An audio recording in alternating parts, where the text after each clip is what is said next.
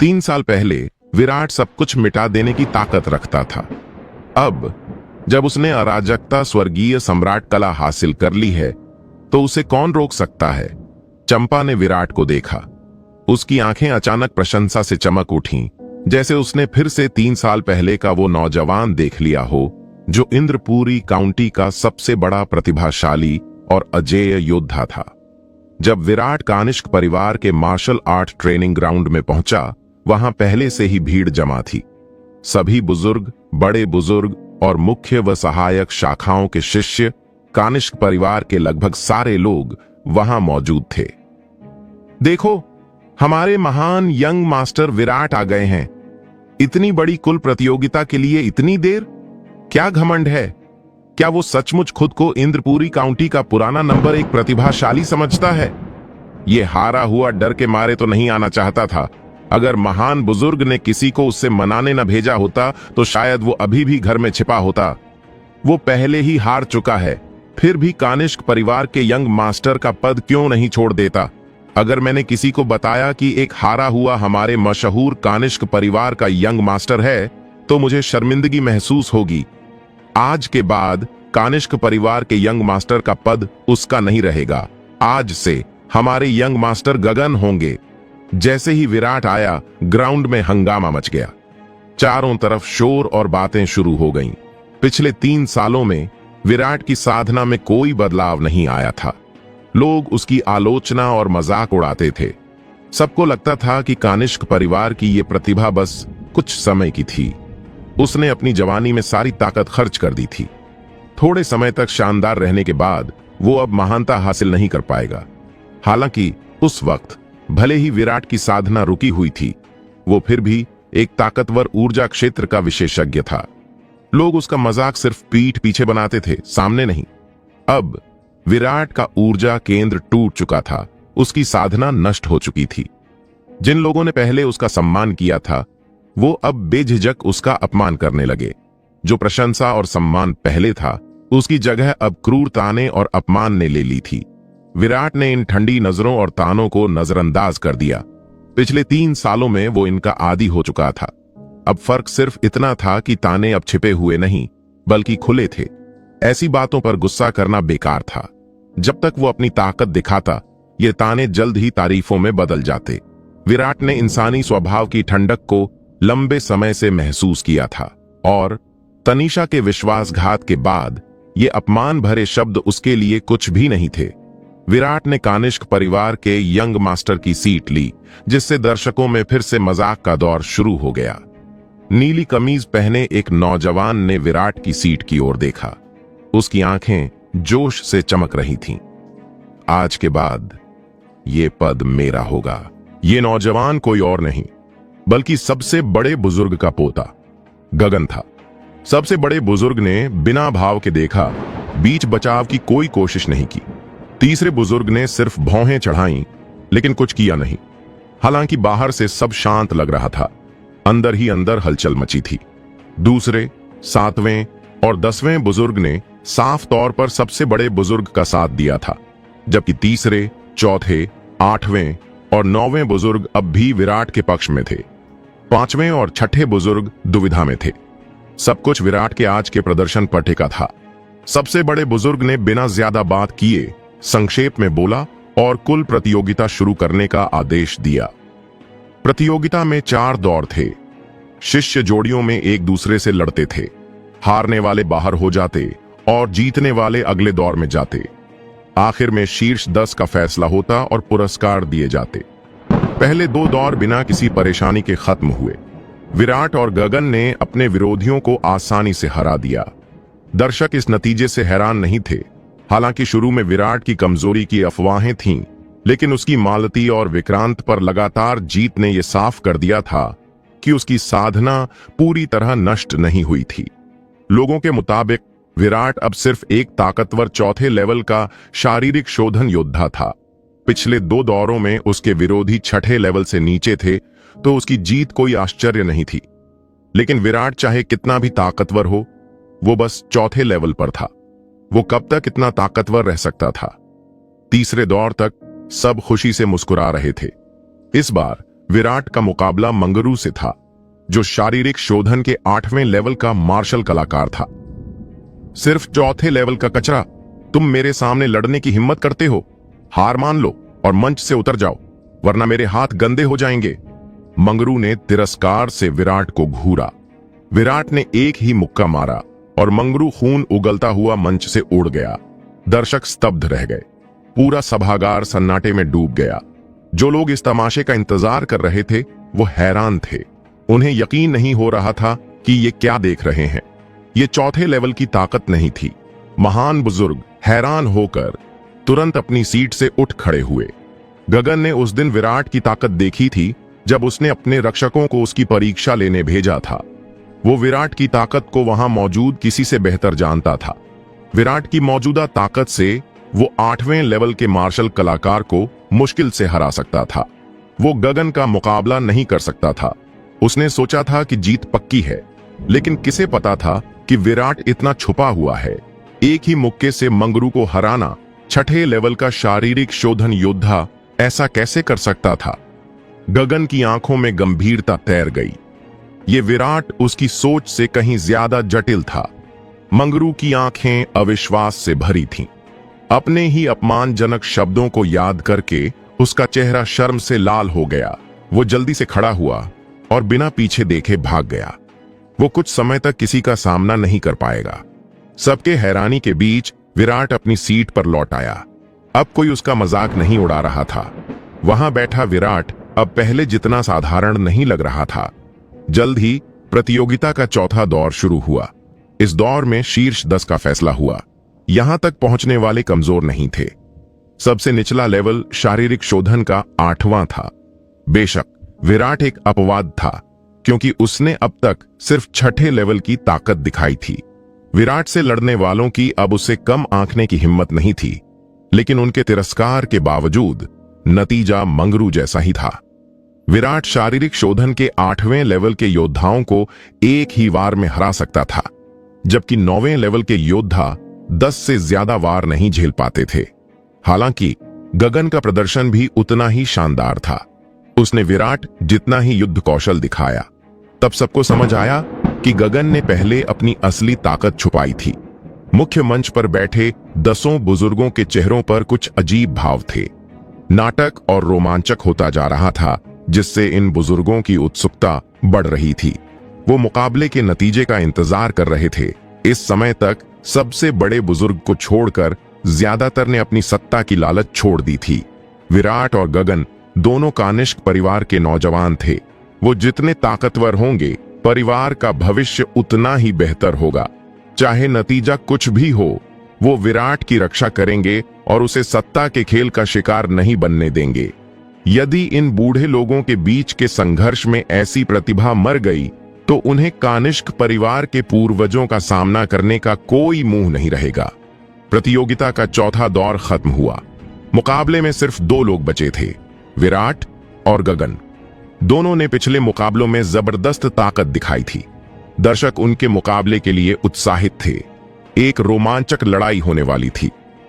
बुजुर्गों, मैं विराट को यंग मास्टर के पद के लिए चुनौती देता हूं।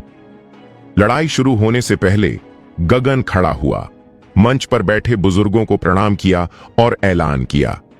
गगन के शब्दों ने शिष्यों के दिलों में जोश भर दिया। हालांकि उन्होंने पहले से सुना था कि गगन इस प्रतियोगिता में विराट को यंग मास्टर के पद के लिए चुनौती देगा, फिर भी इस पल ने उन्हें जबरदस्त उत्साह से भर दिया। मंजूर है, महान बुजुर्ग ने धीरे से ये 2 शब्द कहे। उनकी आवाज शांत थी, लेकिन उनके मन में उथल पुथल मची थी। कानिष्क परिवार के मुखिया के लिए सालों से चली आ रही साजिश अब निर्णायक मोड़ पर थी। ये कहना गलत होगा कि वो घबराहट और उत्साह से भरे नहीं थे। सभी बुजुर्गों का धन्यवाद। गगन ने फिर से सिर झुकाया, फिर मंच पर कूदा। उसके कपड़े लहरा रहे थे और उसका जोश चरम पर था। विराट इस नजारे से जरा भी प्रभावित नहीं हुआ। बिना कुछ बोले वो धीरे से उठा और शांति से मंच की ओर चला। विराट, अगर तुम जल्दी हार मान लो तो अभी भी सम्मान के साथ जा सकते हो, वरना बाद में पछताओगे। कानिष्क परिवार के यंग मास्टर का पद अब तुम्हारी पहुंच से बाहर है। गगन ने ठंडे लहजे में कहा, तुम बहुत बकवास करते हो। अगर कानिष्क परिवार के यंग मास्टर का पद चाहिए तो उन बेवकूफों की तरह सिर्फ बातें मत करो। विराट ने शांति से जवाब दिया।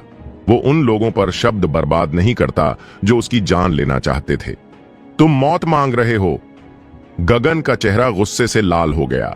उसकी आंखों में ठंडी खतरनाक मंशा साफ दिख रही थी। वो आगे बढ़ा और विराट पर मुक्का मारा। विराट के पिछले मुकाबलों से गगन को उसका साधना लेवल पता था। विराट 9वें लेवल के योद्धा को हरा सकता था, जबकि उसका अपना लेवल सिर्फ 7वां था। विराट की दिखाई ताकत भले ही जबरदस्त थी, गगन से मुकाबला नहीं कर सकती थी। आते हुए मुक्के को देखकर विराट ने चकमा नहीं दिया। उसने भी जोरदार मुक्का मारा। धम्म! दोनों की मुट्ठियां टकराईं। उनकी ताकत बाहर निकली, जिससे हवा का एक तेज झोंका उठा। विराट और गगन दोनों एक एक कदम पीछे हटे। पहले मुकाबले में दोनों बराबर रहे। दर्शकों की आंखें चौड़ी हो गईं। उन्हें लगा था कि विराट चाहे कितना भी ताकतवर हो, गगन का मुकाबला नहीं कर पाएगा, लेकिन अब ऐसा लग रहा था कि उनकी ताकत बराबर थी। ये सच नहीं हो सकता। क्या विराट वाकई यंग मास्टर गगन से बराबरी पर लड़ सकता है? हे भगवान, मैं क्या देख रहा हूं? इसमें हैरानी की क्या बात? अगर वो और यंग मास्टर गगन बराबर भी हों तो क्या खास है? लेकिन वो तो अभी शारीरिक शोधन के 7वें लेवल पर है।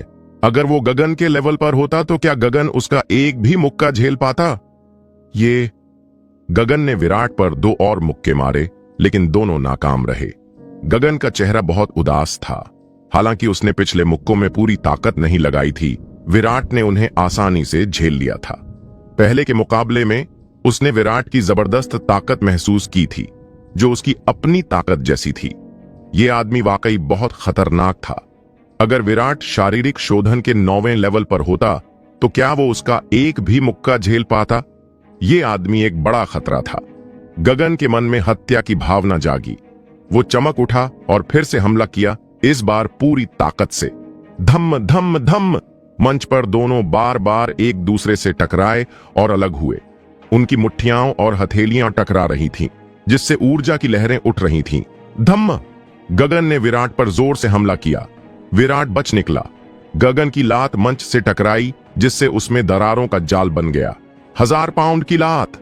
दर्शकों में से एक शिष्य जो इस मार्शल आर्ट को जानता था, हैरानी से चिल्लाया।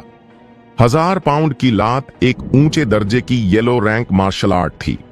जब इसमें महारत हासिल हो जाती है तो एक लात में 1000 पाउंड की ताकत होती है, जो पत्थर और स्मारकों को तोड़ सकती है। दोनों कई राउंड तक लड़ते रहे। धम्म! मंच पर दोनों ने एक और जोरदार मुक्का मारा। दोनों 1-1 फुट से ज्यादा पीछे धकेले गए। हर कदम से मंच का नीला पत्थर टूट गया। स्मारक तोड़ने वाला हाथ, पहाड़ तोड़ने वाली मुट्ठी। दर्शकों से और चीखें निकलीं। दोनों ने जो मार्शल आर्ट इस्तेमाल किए वो ऊंचे दर्जे की येलो रैंक मार्शल आर्ट थीं। मार्शल आर्ट का दर्जा जितना ऊंचा होता है, उसकी ताकत उतनी ज्यादा होती है, लेकिन उसे सीखना भी उतना ही मुश्किल होता है।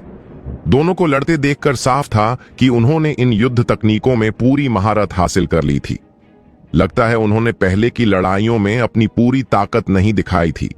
अगर वो ऐसे ही लड़ रहे होते तो उनके विरोधी एक भी वार नहीं झेल पाते। कितना खतरनाक! तो ये उनकी असली ताकत है। गगन के मुंह के कोने से खून की एक बूंद टपकने लगी। उसने दांत पीसते हुए विराट को घूरा। उसने विराट से इतनी ताकत की उम्मीद नहीं की थी। अगर ऐसा ही चलता रहा तो वो उसे हरा नहीं पाएगा, बल्कि हार जाएगा। तुमने मुझे ये करने पर मजबूर किया। गगन ने दांत पीसकर विराट को घूरा। उसने अपनी छाती से एक लाल गोली निकाली, उसे मुंह में डाला और निगल लिया।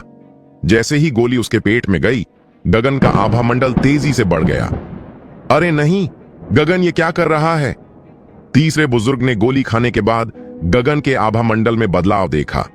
उनका चेहरा अचानक बदल गया। उसने एक ऐसी गोली खाई है जो उसकी ताकत को जबरन बढ़ा देती है। ऐसी गोली बहुत खतरनाक होती है, उसे अभी रोको। चौथे बुजुर्ग अचानक खड़े हुए, गगन पर हमला करने को तैयार। एक बार रिंग में आने के बाद ये उनका मामला है। क्या आप नियम तोड़ना चाहते हैं चौथे बुजुर्ग? पहले बुजुर्ग ने ठंडे लहजे में कहा। क्या एक कुर्सी के लिए 2 नौजवानों को बर्बाद करना ठीक है?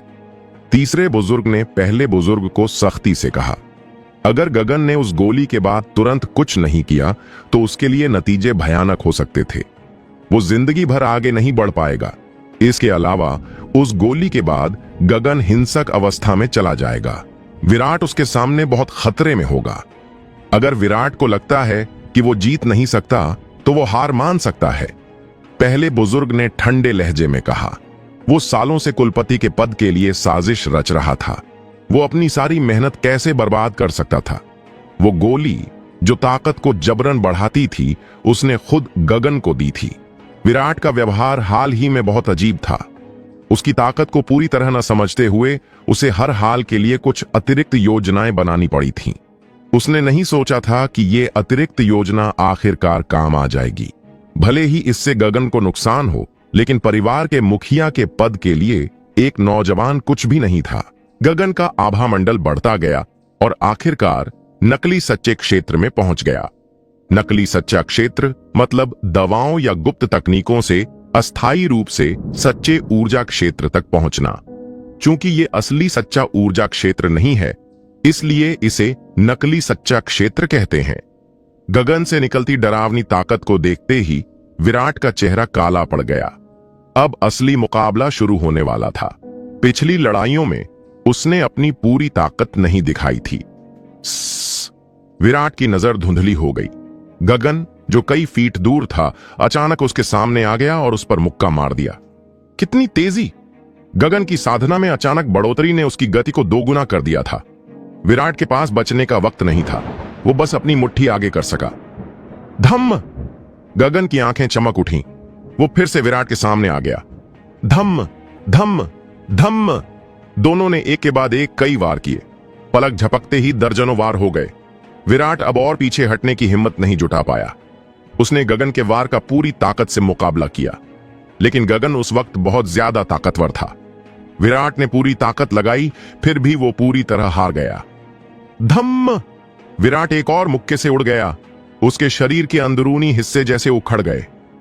जा नरक में! गगन ने सख्त चेहरा लिए फिर से हमला किया। धिक्कार है! क्या सिर्फ तुम्हें ही लगता है कि तुम अपनी ताकत बढ़ा सकते हो? विराट गुस्से से भड़क उठा। उसने अपनी जेब में हाथ डाला, एक ताबीज निकाला और उसे अपने शरीर पर मार दिया। ताबीज सुनहरी रोशनी में बदल गया और विराट के शरीर में समा गया। गगन के हमले का सामना करते हुए विराट ने बचने की कोशिश नहीं की। उसने सीधे मुक्का मार दिया। कड़क! एक तेज आवाज हुई। गगन रिंग से उछलकर जमीन पर गिर पड़ा। वो छटपटाया और बेहोश हो गया। क्या? महान बुजुर्ग ये नजारा देखकर अचानक खड़े हो गए। उनके चेहरे पर यकीन न करने वाला भाव था। गुप्त गोली खाने और नकली सच्चे क्षेत्र में जबरन पहुंचने के बावजूद गगन विराट से हार गया। उसने जो ताबीज निकाला था वो क्या था? क्या यह ताकत बढ़ाने वाला ताबीज हो सकता है?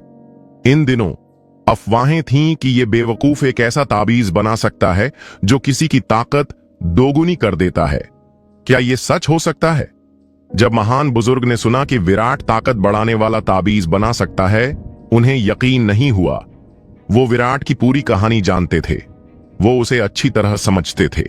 वो ताबीज कैसे बना सकता था? उन्हें हैरानी थी कि कौन से बेवकूफ लोग ऐसी अफवाहें फैला रहे हैं।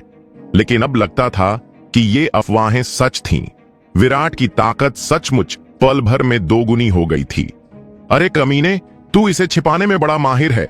महान बुजुर्ग के चेहरे पर तंज भरा भाव उभर आया। उन्होंने मान लिया था कि विराट लंबे समय से चुपके ताबीज बनाने की कला सीख रहा था। उसने कभी इसका जिक्र नहीं किया, जिससे आज वो अचानक चौंक गए। एक ठंडी सांस के साथ महान बुजुर्ग ने अपनी आस्तीनें झाड़ी और ट्रेनिंग ग्राउंड से चले गए। उन्होंने बेहोश गगन पर ध्यान देने की भी जहमत नहीं उठाई। विराट ने रिंग के नीचे बेहोश गगन को देखा। उसे गहरा डर महसूस हुआ। अच्छा हुआ कि यह सिर्फ नकली सच्चा क्षेत्र था, असली ऊर्जा क्षेत्र नहीं। अगर यह असली ऊर्जा क्षेत्र होता तो विराट को पता भी नहीं चलता कि दिन कैसे गुजर गया। अपनी मौजूदा ताकत के साथ ताकत बढ़ाने वाले ताबीज के बावजूद असली ऊर्जा क्षेत्र के योद्धा का मुकाबला करना अभी भी मुश्किल था।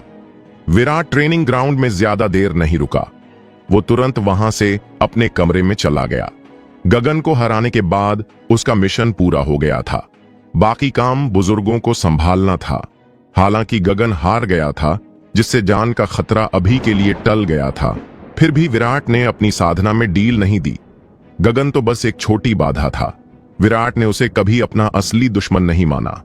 असली ताकतवर दुश्मन तनीषा और अभय ओझा थे। अभय ओझा उसके सिर पर लटकी असली तलवार था जो किसी भी पल जानलेवा वार कर सकता था। उसके और अभय ओझा के बीच लड़ाई तय थी और वो ज्यादा दूर नहीं थी। अब से 20 दिन बाद तलवार संप्रदाय इंद्रपुरी शहर में अपनी भर्ती प्रतियोगिता आयोजित करेगा। यही उसकी जिंदगी और मौत की लड़ाई का वक्त था। गौरव राजवंश के 9 दक्षिणी प्रांतों में तलवार संप्रदाय सबसे ताकतवर संप्रदाय था। ये हर 10 साल में शिष्यों की भर्ती करता था। अगर कोई ये मौका चूक जाता तो उसे अगले 10 साल इंतजार करना पड़ता। हालांकि तलवार संप्रदाय आमतौर पर 20 साल से कम उम्र के नौजवानों को ही लेता था। 20 साल से ज्यादा उम्र के योद्धाओं को आमतौर पर नहीं लिया जाता जब तक कि वो बहुत खास प्रतिभा न रखते हों। इसका मतलब था कि अगर विराट ये मौका चूक गया तो उसके लिए तलवार संप्रदाय में शामिल होना मुश्किल हो जाता। अगर वो 10 साल बाद तलवार संप्रदाय में शामिल भी हो जाता तो भी उसके पास अगले 10 साल इंतजार करने का मौका नहीं था। न तो अभय ओझा और न ही तनीषा उसे जिंदा रहने देते। एक बार जब वो तलवार संप्रदाय के शिष्य बन जाते तो वो बिना हिचक के उस पर हमला कर देते। तलवार संप्रदाय जैसे विशाल संगठन के सामने इंद्रपुरी शहर के 4 बड़े परिवार मजाक जैसे थे, चींटियों से ज्यादा कुछ नहीं। एक बार अभय ओझा और तनीषा तलवार संप्रदाय के शिष्य बन गए तो कानिष्क परिवार का कोई भी बुजुर्ग उनके खिलाफ हमला करने की हिम्मत नहीं करता। ये एक ऐसा अंत था जिससे बचने का कोई रास्ता नहीं था। जिंदा रहने का एकमात्र तरीका था आगे बढ़ना।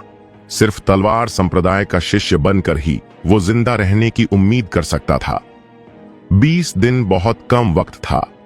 अभय ओझा 6ठे लेवल का ऊर्जा क्षेत्र विशेषज्ञ था जो विराट की मौजूदा ताकत से कहीं ज्यादा था। जिंदा रहने के लिए उसे अपनी ताकत बढ़ानी थी। उसके पास अराजकता स्वर्गीय सम्राट कला थी। अगर उसके पास ढेर सारी शारीरिक शोधन गोलियां होती तो उसकी ताकत लगभग अनंत तक बढ़ सकती थी। इसलिए अब उसकी सबसे बड़ी जरूरत थी पैसा कमाना। ताकत बढ़ाने वाले ताबीजों की पिछली बिक्री को देखते हुए बाजार में इनकी बहुत मांग थी, लेकिन वो हमेशा खुद इन्हें नहीं बेच सकता था। वो स्प्रिट ताबीज मंडप के साथ साझेदारी करने के बारे में सोच सकता था। जैसे जैसे उसका लेवल बढ़ता, हर अगले लेवल के लिए बहुत सारी शारीरिक शोधन गोलियों की जरूरत पड़ती। कुछ दर्जन या कुछ 100 स्प्रिट स्टोन बचाना ज्यादा फायदेमंद नहीं था। दूसरी बात, इन ताकत बढ़ाने वाले ताबीजों की मांग बहुत ज्यादा थी और उसके पास इन्हें बेचने के लिए पूरा वक्त नहीं था। हालांकि स्प्रिट ताबीज मंडप के साथ काम करने में उसे कुछ मुनाफा छोड़ना पड़ता, लेकिन इससे उसका काफी समय बचता। वो मंडप के जरिए अपने कारोबार को बढ़ा सकता था और मंडप के साथ उसका रिश्ता और मजबूत हो जाता। ये फैसला करने के बाद विराट ने बिना देर किए ताकत बढ़ाने वाले ताबीजों का एक ढेर बनाया और तुरंत स्पिरिट ताबीज मंडप की ओर चल पड़ा। विराट के आने की खबर मिलते ही ओमकार फौरन उसका स्वागत करने बाहर आया। यंग मास्टर विराट आए हैं, स्वागत है। ओमकार, जो हमेशा गंभीर रहता था, विराट को देखते ही खुश हो गया और जोश से भरा दिखा। विराट की ऊंचे दर्जे के ताबीज बनाने की काबिलियत ने इंद्रपुरी काउंटी के ताबीज बनाने वालों को गर्व से भर दिया था। साथ ही विराट के ताबीजों की बिक्री ने ताबीज मंडप की लोकप्रियता को बहुत बढ़ा दिया था। पिछले कुछ दिनों में वहां का कारोबार जबरदस्त रहा था।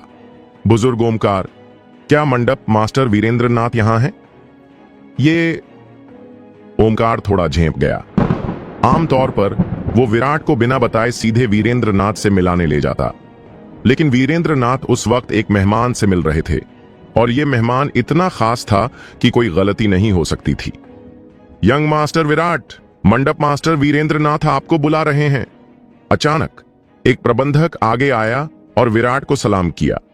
विराट प्रबंधक के पीछे दूसरी मंजिल के एक निजी कमरे में गया। वीरेंद्र नाथ के अलावा वहां हरे कपड़े पहने एक सुंदर युवती और 50-60 साल का एक बुजुर्ग भी था। विराट ये देखकर चौंक गया। मंडप मास्टर वीरेंद्र नाथ के पास मेहमान हैं, मैं कल आपसे बात करूंगा, उसने जाने के लिए मुड़ते हुए कहा। कोई बात नहीं, कोई बात नहीं। संयोग से मिस सायरा भी आपसे मिलना चाहती हैं। वीरेंद्र नाथ ने मुस्कुराते हुए खड़े होकर कहा, आइए मैं आपका परिचय करवाता हूं। ये मिस सायरा हैं, नीलामी घर के अध्यक्ष जयवर्धन की बेटी, और ये एल्डर हरिनाथ हैं, जो नीलामी घर के सहायक हैं। विराट हैरान रह गया। नीलामी घर के अध्यक्ष की बेटी जैसी शख्सियत इंद्रपुरी काउंटी जैसे छोटे से इलाके में कैसे आ सकती थी? नीलामी घर गौरव राजवंश की एक बहुत बड़ी नीलामी घर थी, जिसका डर गौरव शाही परिवार भी मानता था। इसके अध्यक्ष जयवर्धन एक बहुत बड़े शख्स थे, जिनकी ताकत बेइंतहा थी। सायरा ने विराट की ओर बिना ज्यादा गर्मजोशी के बस हल्के से सिर हिलाया। मिस्टर विराट, आप मुझसे क्या चाहते हैं? वीरेंद्र नाथ ने उत्सुकता से पूछा। यह शख्स पहले दिन के बाद उनसे मिलने नहीं आया था, लेकिन आज अचानक मिलने का वक्त मांगा। वो सोच रहे थे कि बात क्या है। विराट ने सायरा और बाकियों की ओर देखा। मिस सायरा कोई बाहरी नहीं है। मिस्टर विराट, बोलिए, वीरेंद्र नाथ ने हंसते हुए हाथ हिलाकर कहा। विराट ने संक्षेप में अपनी बात बताई। नीलामी घर आपके सारे ताबीज लेना चाहती है। वीरेंद्र नाथ के जवाब देने से पहले सायरा अचानक बोल पड़ी। विराट चौंक गया और वीरेंद्र नाथ की ओर देखने लगा। वीरेंद्र नाथ हंसे और बोले, चूंकि मिस सायरा आपके साथ काम करना चाहती हैं, मैं आपका धंधा नहीं छीनूंगा। फिर भी उनके मन में एक हल्की सी टीस थी। उन्होंने अपनी आंखों से देखा था कि विराट का ताबीजों का धंधा कितना तेज था। अगर वो विराट के साथ काम कर पाते तो ताबीज मंडप को अच्छी कमाई होती। लेकिन वीरेंद्र नाथ इस छोटी सी बात के लिए सायरा को नाराज नहीं करना चाहते थे। भले ही तावीज मंडप नीलामी घर से जुड़ा नहीं था, फिर भी गौरव राजवंश में नीलामी घर से दुश्मनी मोल लेना समझदारी नहीं थी। साथ ही ये मामला सायरा को सौंपकर वो कुछ साख भी जोड़ सकते थे। सायरा विराट में दिलचस्पी रखती थी, लेकिन इसकी वजह विराट की मौजूदा ताबीज बनाने की काबिलियत नहीं थी। भले ही गौरवशाही राजधानी में ऊंचे दर्जे के ताबीज बनाने वाले ज्यादा गुरु नहीं थे, फिर भी कई थे। विराट का ताबीज बनाने का हुनर चाहे कितना भी अच्छा हो, वो आखिरकार एक प्रथम श्रेणी का ताबीज गुरु था। सायरा को विराट की संभावनाओं में दिलचस्पी थी। इंद्रपुरी काउंटी जैसे छोटे से इलाके में वो इतने ऊंचे लेवल के ताबीज बना सकता था। भविष्य में उसकी तरक्की की संभावनाएं बहुत बड़ी थीं। वीरेंद्र नाथ की बात सुनकर विराट को कोई ऐतराज नहीं था। उसे इस बात से फर्क नहीं पड़ता था कि वो किसके साथ काम करता है, बशर्ते वो पैसा कमा सके। सायरा ने अपना हाथ घुमाया और उसके हाथ में एक सुनहरा कार्ड नजर आया। सुनहरा कार्ड देखकर हरिनाथ का चेहरा थोड़ा बदल गया। मिस, ये नीलामी घर का बहुत खास गोल्ड लेवलीय वीआईपी कार्ड था। शाही शहर के कुछ अमीरों को भी इसे पाना मुश्किल था। ये यकीन करना मुश्किल था कि मिस एक देहाती लड़के को इतना खास कार्ड देंगी। सायरा ने हाथ हिलाकर हरिनाथ को रोक दिया और सुनहरा कार्ड विराट की ओर उछाल दिया। ये हमारी नीलामी घर का वीआईपी कार्ड है। इसमें पहले से 10,000 प्रथम श्रेणी के स्पिरिट स्टोन जमा हैं। हम ताबीजों की बिक्री का पैसा भी इसमें डालेंगे। विराट ने पहले कभी नीलामी घर का वीआईपी कार्ड नहीं देखा था। उसे नहीं पता था कि ये गोल्ड लेवलीय कार्ड कितना कीमती है, लेकिन ये सुनकर कि इसमें 10,000 प्रथम श्रेणी के स्पिरिट स्टोन है, उसका मुंह ललचा गया। धिक्कार है, 10,000 प्रथम श्रेणी के स्पिरिट स्टोन। उसने अपनी जिंदगी में इतना पैसा कभी नहीं देखा था। नीलामी घर की बेटी से जैसी उम्मीद थी, वो सचमुच बहुत उदार थी। विराट ने ताकत बढ़ाने वाले ताबीजों का एक बड़ा थैला सायरा को दिया और पूछा, अब से ये ताबीज किसे देने हैं? इन्हें सीधे भानुमति को दे दो। भानुमति नीलामी घर की इंद्रपुरी काउंटी शाखा के अध्यक्ष थे। विराट ने सिर हिलाया और बिना रुके वहां से चला गया। सायरा ने थैले से एक ताकत बढ़ाने वाला ताबीज निकाला और उसे एक पल देखा। अचानक उसके चेहरे पर हल्की सी मुस्कान आई। उसने उसे वीरेंद्र नाथ को दिया और पूछा, मंडप मास्टर, आप क्या सोचते हैं? वीरेंद्र नाथ हैरान रह गए। इसका क्या मतलब था? उन्होंने ताबीज लिया और उसे कुछ देर देखा, फिर अपनी हंसी रोक नहीं पाए। शाबाश, तू इसे छिपाने में बड़ा माहिर है। ताबीज की बनावट में जानबूझकर दबाने के निशान थे। ताबीज बनाने वाले ने साफ तौर पर उसकी ताकत को कम किया था। हालांकि विराट का छिपाव बहुत सूक्ष्म था, ताबीज बनाने के हालिया अनुभव की वजह से कुछ निशान रह गए थे। ताबीजों के उस्ताद वीरेंद्र नाथ ध्यान से देखने पर इन निशानों को पहचान सकते थे। फिर भी सायरा इन छोटे छोटे निशानों को सचमुच पहचान सकती थी, जो ताबीजों पर उसकी गहरी महारत दिखाता था। सायरा ने वीरेंद्रनाथ की ओर देखा। उसकी आंखों में कुछ अनकहा मतलब था। तुम्हारी हिम्मत कैसे हुई बुजुर्ग, उस बच्चे के बारे में बात करने की? तुम भी मेरे जैसे ही अच्छे हो। वीरेंद्रनाथ इंद्रपुरी काउंटी में आधिकारिक तौर पर दूसरे दर्जे के ताबीज उस्ताद थे। उनके ताबीज ज्यादा से ज्यादा मध्य श्रेणी के लेवल तक बनते थे, लेकिन सायरा जानती थी कि वीरेंद्रनाथ का हुनर इससे कहीं ज्यादा था। एक ताबीज उस्ताद जिसका उसके गुरु भी सम्मान करते थे, इतना मामूली कैसे हो सकता था? उसके गुरु चंद्रमोहन गौरव राजवंश के एक मशहूर ताबीज उस्ताद थे, जो पूरे राजवंश के टॉप 3 में थे। ऐसे शख्स से सम्मान पाने के लिए कोई साधारण नहीं हो सकता था। वो मुख्य रूप से वीरेंद्रनाथ के लिए इंद्रपुरी काउंटी आई थी, और अब अपार संभावनाओं वाले ताबीज गुरु विराट से मिलने के बाद उसकी इंद्रपुरी काउंटी की यात्रा पूरी तरह सार्थक हो गई थी। सायरा की हल्की मुस्कान देखकर वीरेंद्रनाथ मन ही मन उसकी तारीफ करने से खुद को रोक नहीं पाए।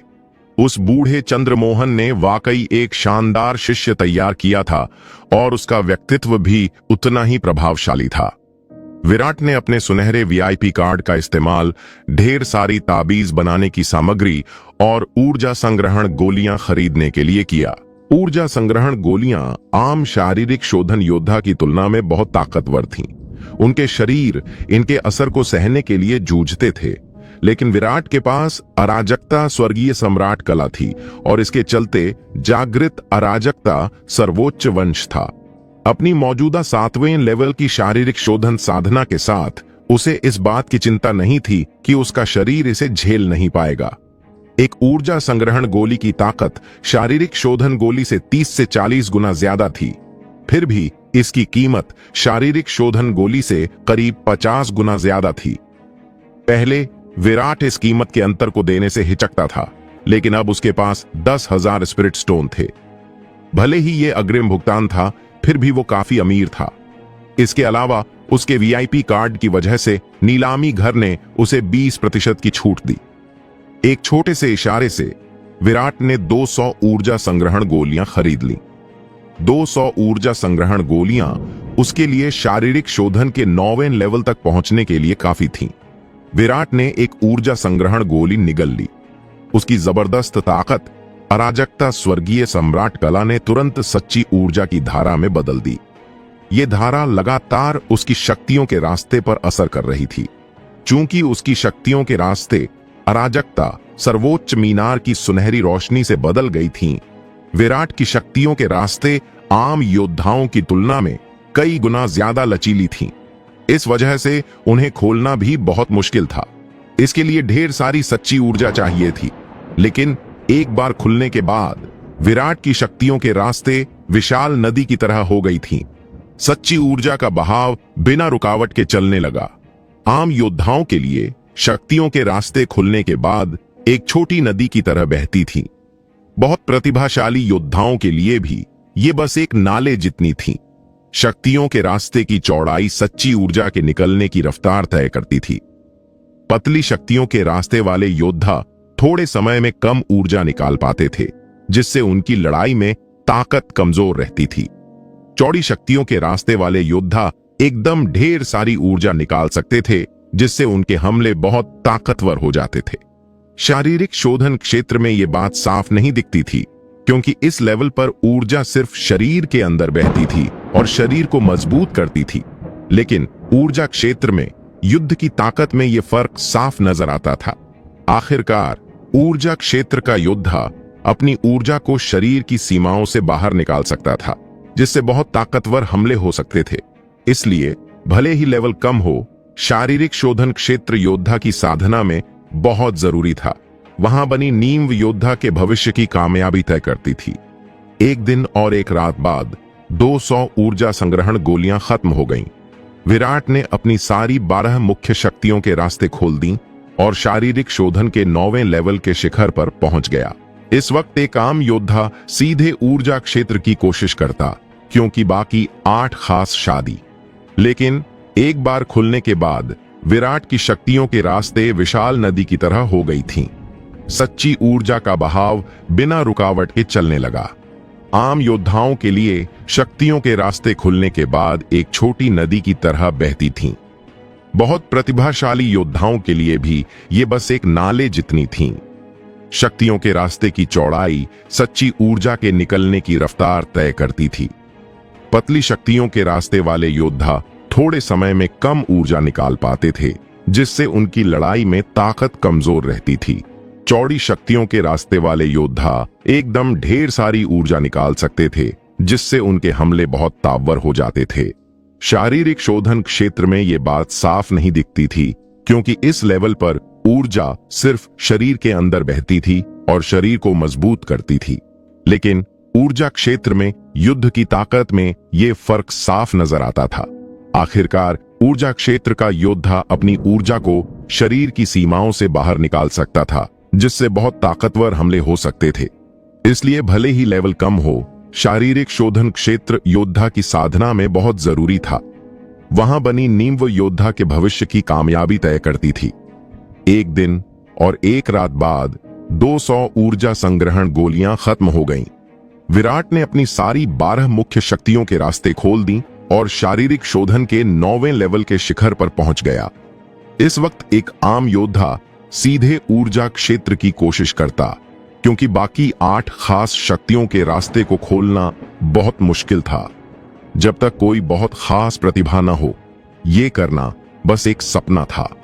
अपंग होने से पहले विराट ने इनमें से सिर्फ 4 शक्तियों के रास्ते खोली थीं। बहुत मेहनत के बावजूद वो बाकी 4 को हिला भी नहीं सका था।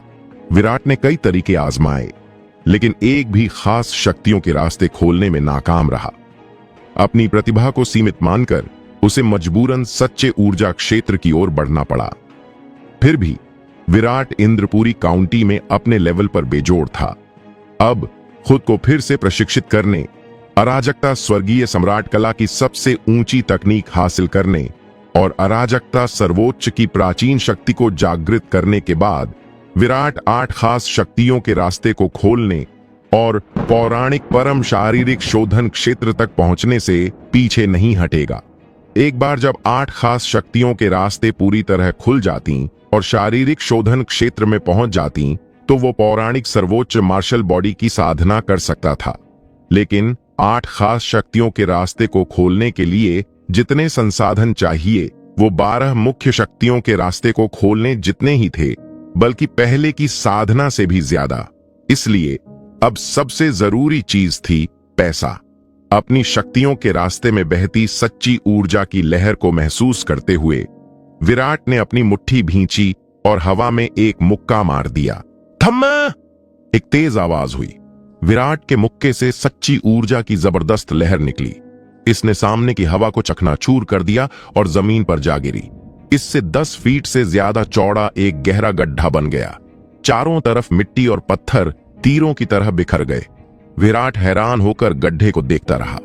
ऊर्जा मुक्त। उसने वाकई शारीरिक शोधन क्षेत्र में ये कर दिखाया था। आम योद्धाओं को यह हासिल करने के लिए ऊर्जा क्षेत्र तक पहुंचना पड़ता था।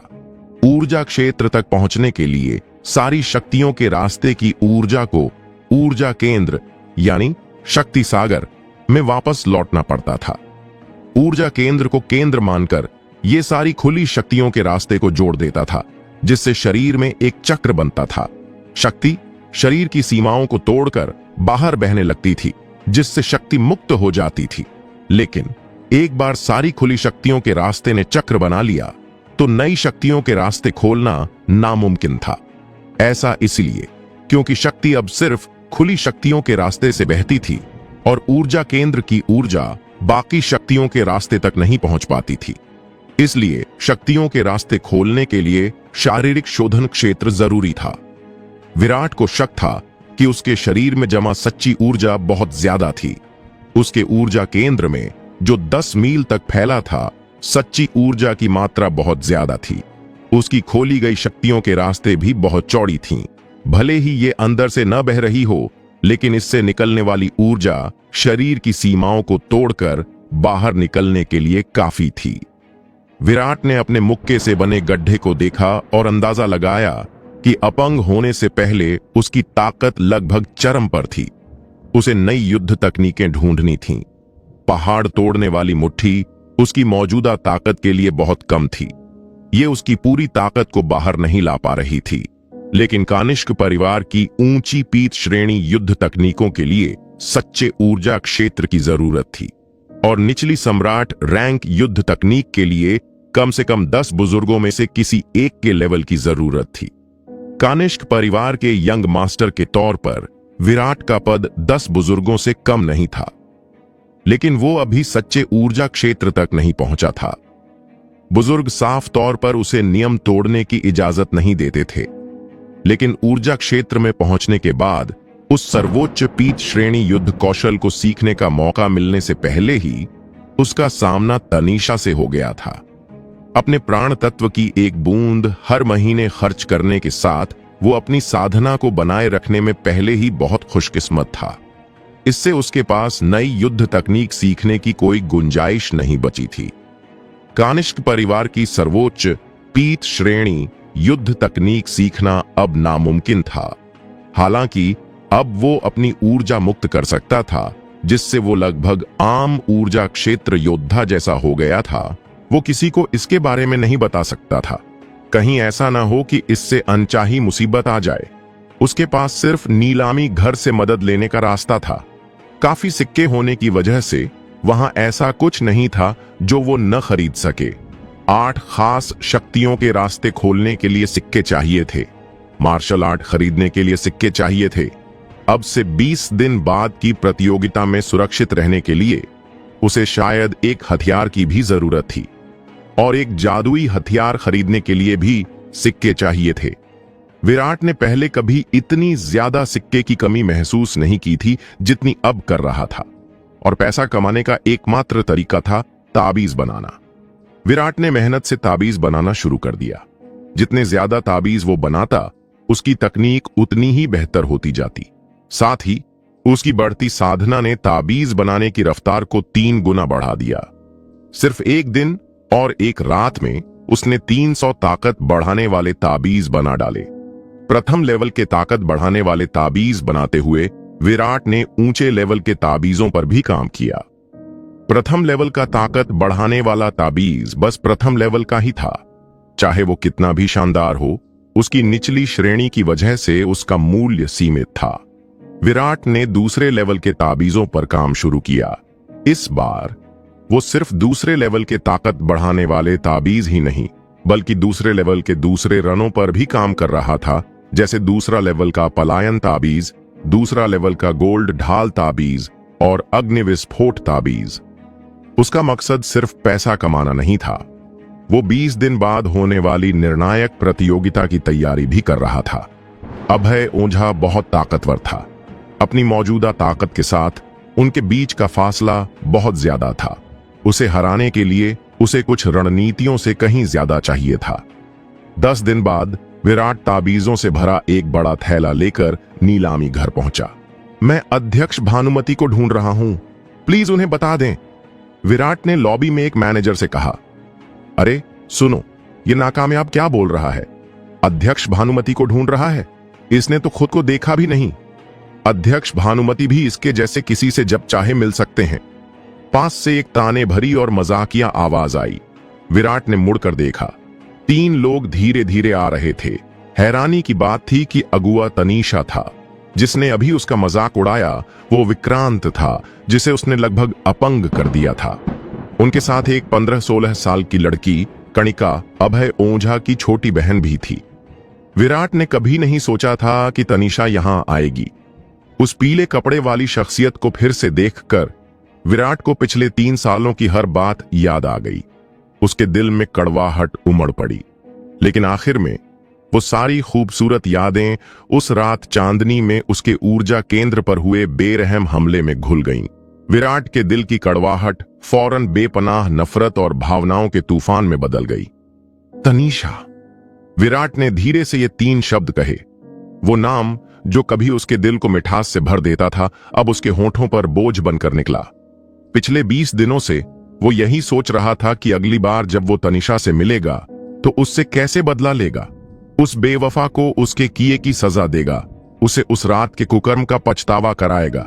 लेकिन जब वो सचमुच मिले तो वो सारी गालियां और ताने जो वो देना चाहता था वो 3 छोटे शब्दों में सिमट गए। तनीषा ने कभी नहीं सोचा था कि वो विराट को फिर से देख पाएगी। उसने मान लिया था कि उनके रास्ते कभी नहीं मिलेंगे। विराट अपनी बाकी जिंदगी तड़पते हुए बिताएगा। सुना है तुम्हारे घाव भर गए। तनीषा ने विराट को ठंडे लहजे में देखा और कहा, चूंकि तू आखिरकार बच गया है तो इसकी कद्र कर और मेरा ध्यान खींचने की कोशिश छोड़ दे। हम 2 अलग दुनिया के लोग हैं, फिर भी तू ऐसी बेकार ख्याली बातें सोचता है। इस तरह ध्यान खींचने की कोशिश करना वाकई हास्यास्पद है। तू बहुत घमंडी है, सिर्फ अपना ध्यान खींचने के लिए कोशिश कर रहा है। मुझे हैरानी है कि तुझे ये आत्मविश्वास कहां से मिलता है। तेरे जैसी बेवफा चंचल औरत अभय ओझा से भी कम है, विराट ने सपाट लहजे में कहा। तनीषा एक पल के लिए स्तब्ध रह गई। उसे अपने कानों पर यकीन नहीं हुआ। विराट ने उसका ऐसा अपमान करने की हिम्मत की थी। तू मौत मांग रहा है। तनीषा गुस्से से भड़क उठी। उसका चेहरा बर्फ सा ठंडा था। उसका पूरा शरीर खतरनाक इरादों से भरा था। विराट, तूने क्या कहा? कणिका गुस्से से चिल्लाई।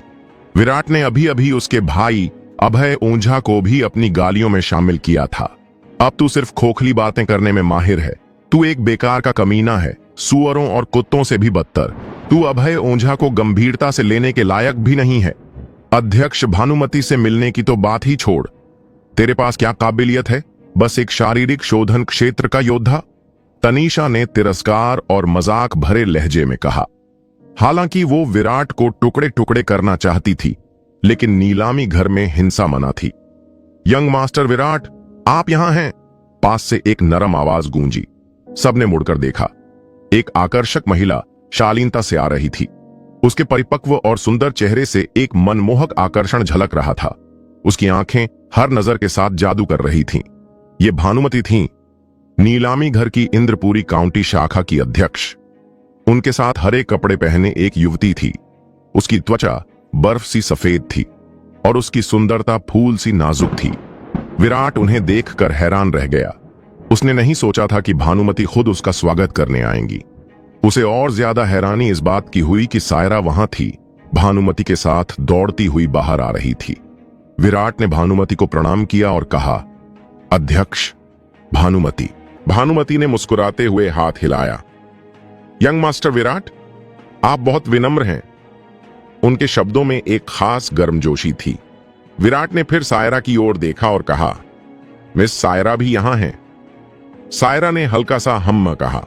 विराट एक औरत के साथ है। उत्सुकता में वो भानुमति के पीछे बाहर आ गई थी, लेकिन हकीकत उसकी सोच से थोड़ी अलग थी।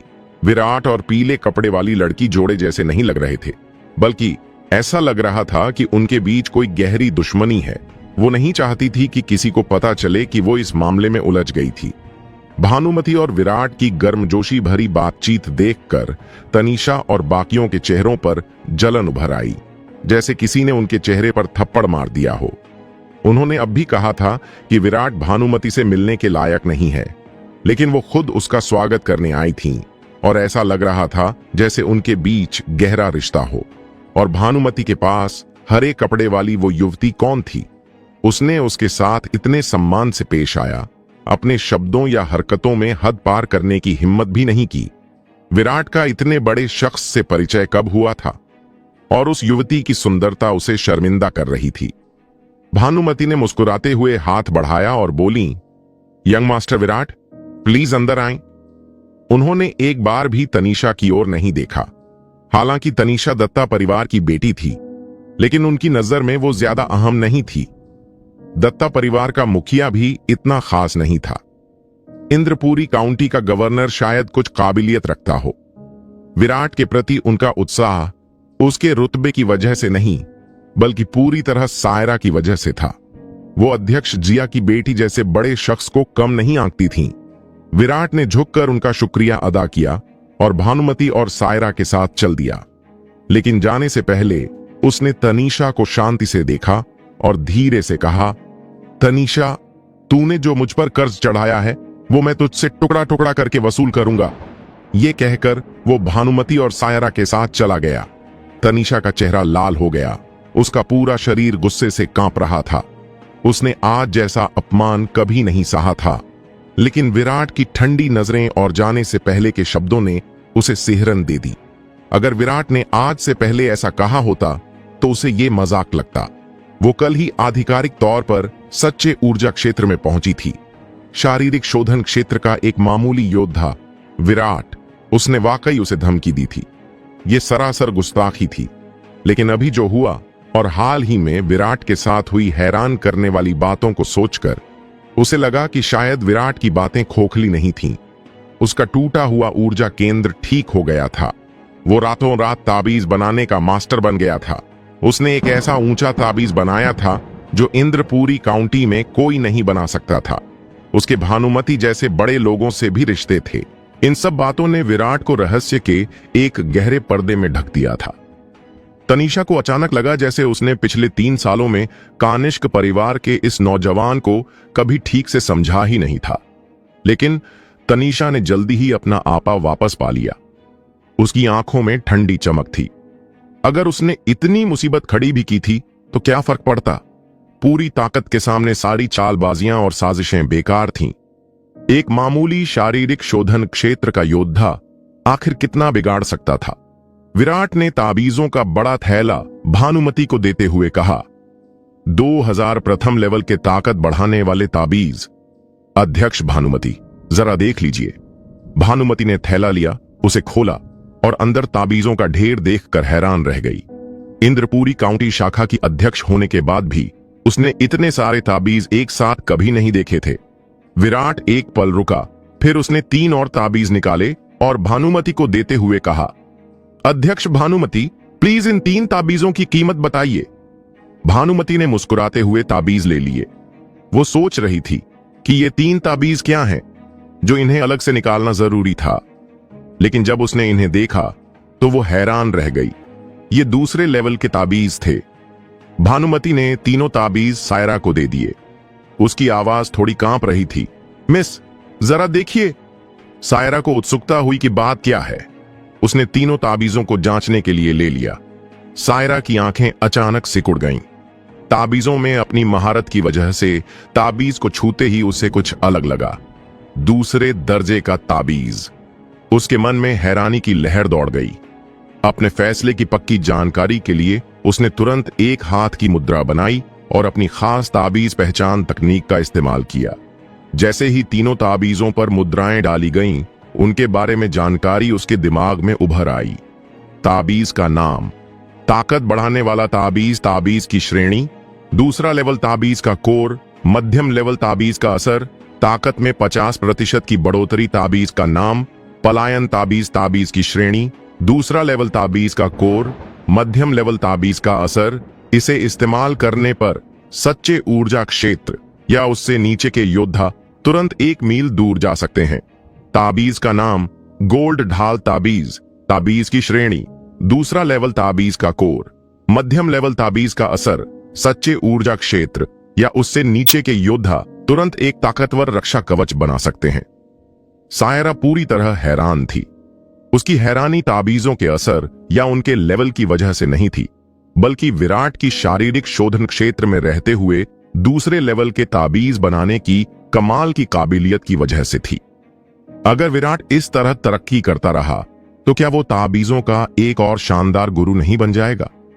भानुमति इन ताबीजों के असर से और भी ज्यादा हैरान थी। ये तीनों ताबीज उसके लिए बहुत आकर्षक थे। प्रथम लेवल का ताबीज, चाहे उसका कोर कितना भी अच्छा हो, उसके लिए बेकार था, सिवाय इसके कि वो उसे मुनाफे पर बेच सके। लेकिन उसके जैसे ऊर्जा क्षेत्र के योद्धाओं के लिए दूसरा लेवल का ताबीज बहुत काम का हो सकता था। उनके जैसे ऊर्जा क्षेत्र के योद्धाओं की नजर में कितने भी प्रथम लेवल के ताबीज हों, वो एक भी दूसरे लेवल के ताबीज की बराबरी नहीं कर सकते थे। प्रथम लेवल और दूसरे लेवल के ताबीजों की कीमत की तुलना करना नामुमकिन था।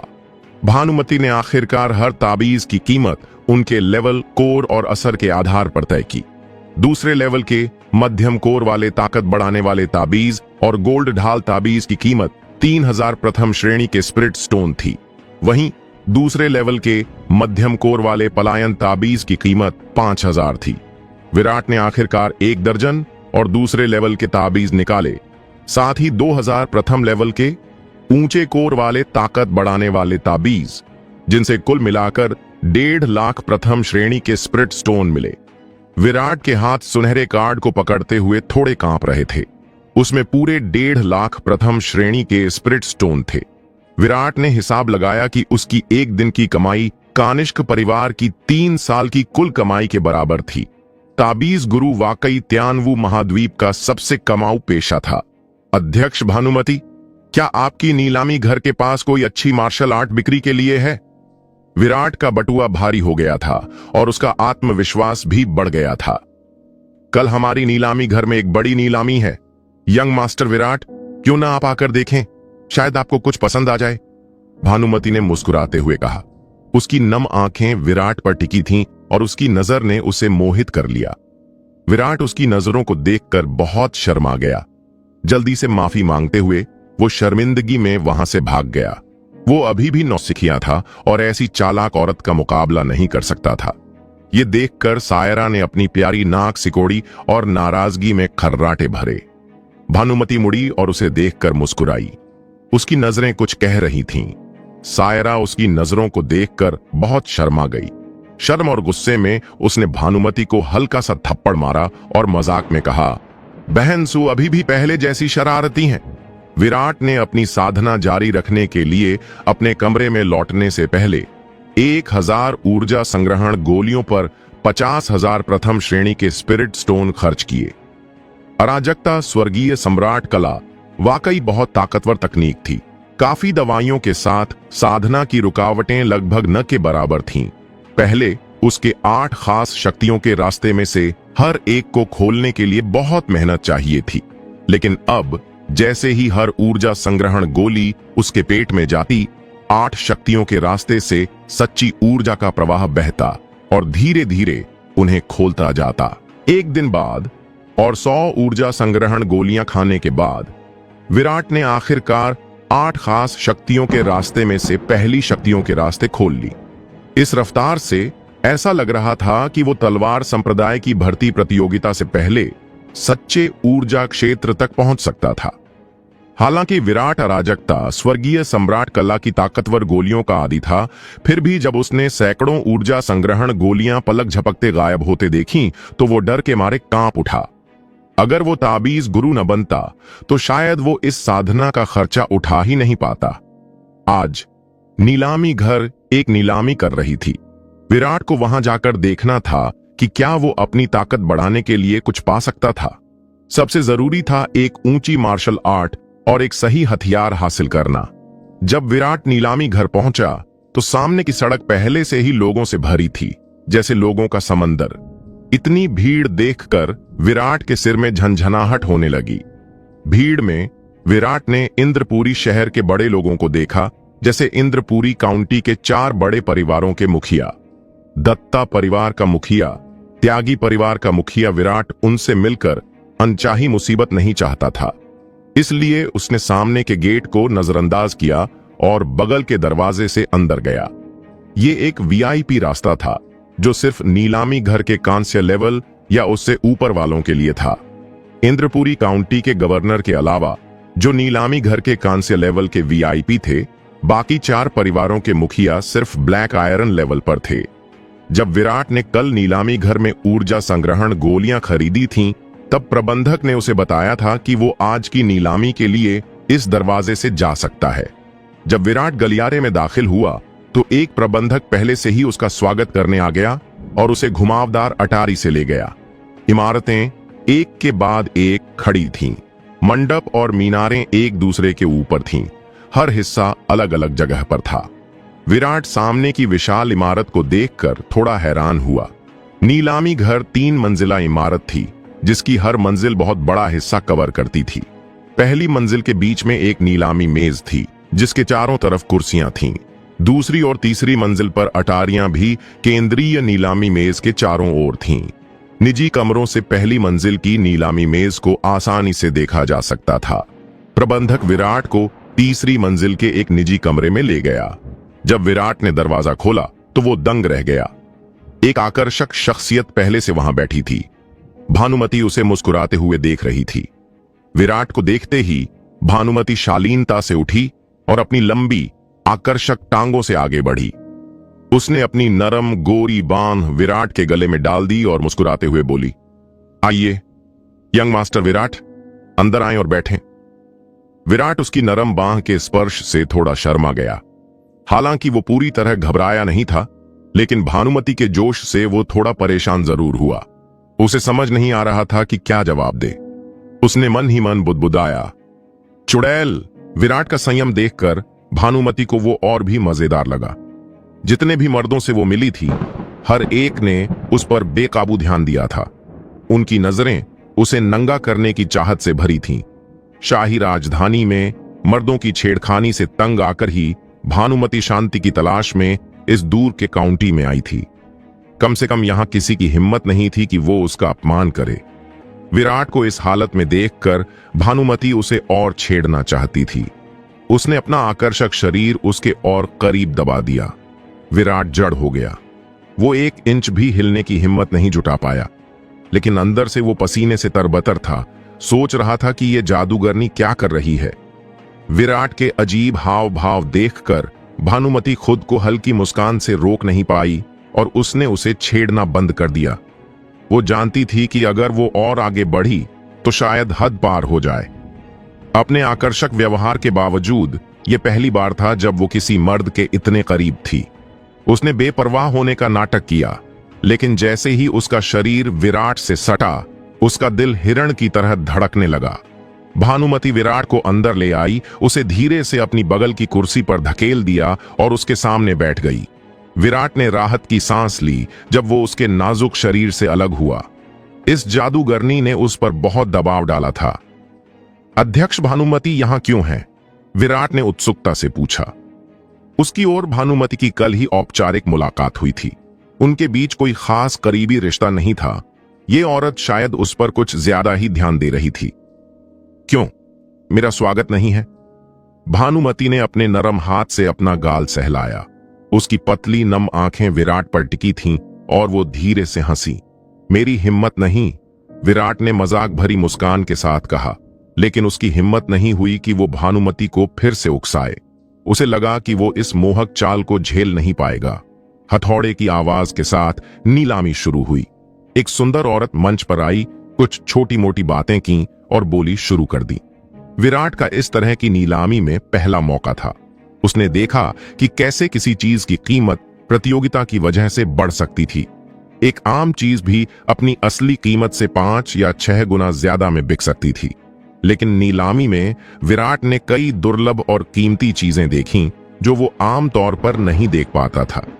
कई लोग जिनके पास कीमती चीजें होती थीं, वो भी आम दिनों में उन्हें आसानी से नहीं बेचते थे।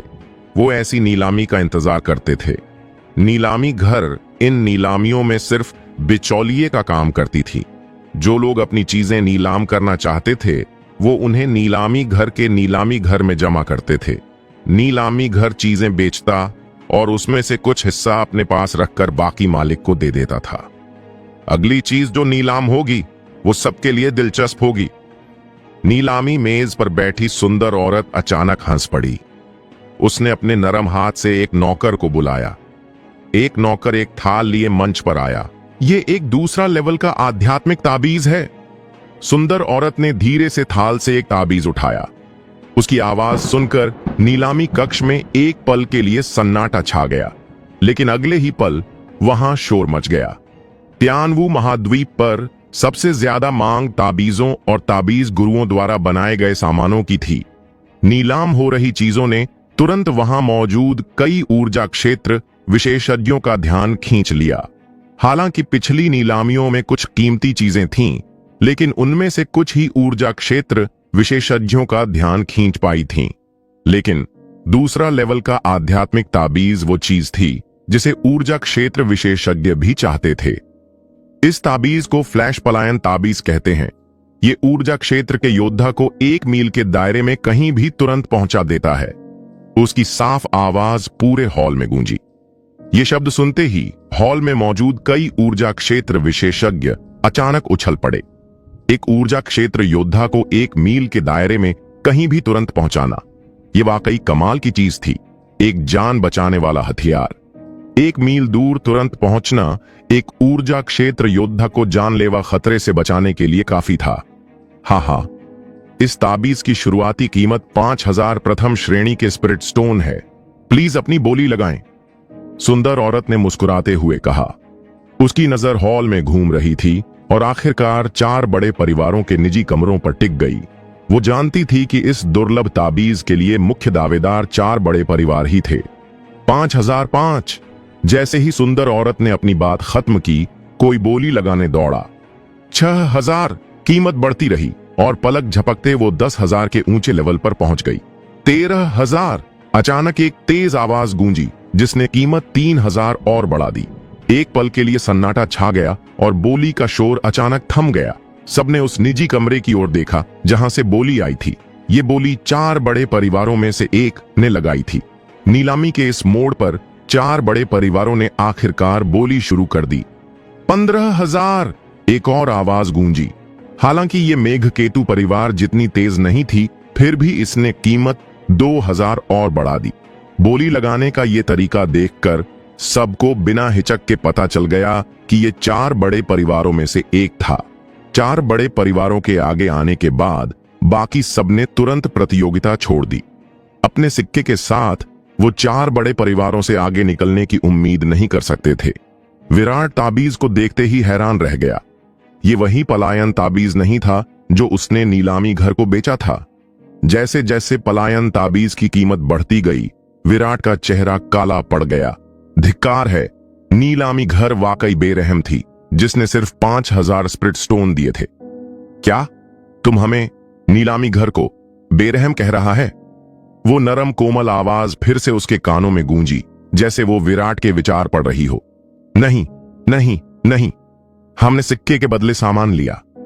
चूंकि हमने इसे तुम्हें पहले ही बेच दिया नीलामी घर, तो तुम इससे कितना कमा सकते हो, ये पूरी तरह तुम पर है। मैं इतना लालची कैसे हो सकता हूं? विराट ने जल्दी से कहा। तुम छोटे से शरारती हो। भानुमति ने अपनी नरम उंगलियों से प्यार से विराट का माथा दबाया और हल्के से मुस्कुराते हुए बोली, तुम चिंता मत करो, हमारी नीलामी घर इतनी लालची नहीं है कि आपके थोड़े से सिक्के भी हड़प लें। नीलामी की कीमत चाहे जो भी हो, कल हमने जो रकम आपको दी थी और हमारे नीलामी घर का कमीशन काटकर हम आपको 1-1 पैसा ईमानदारी से लौटा देंगे। दोस्तों, आपको यह एपिसोड कैसा लगा हमें कमेंट करके जरूर बताएं और इस वीडियो को लाइक और शेयर करना ना भूलें। चलिए मिलते हैं एक नए एपिसोड के साथ।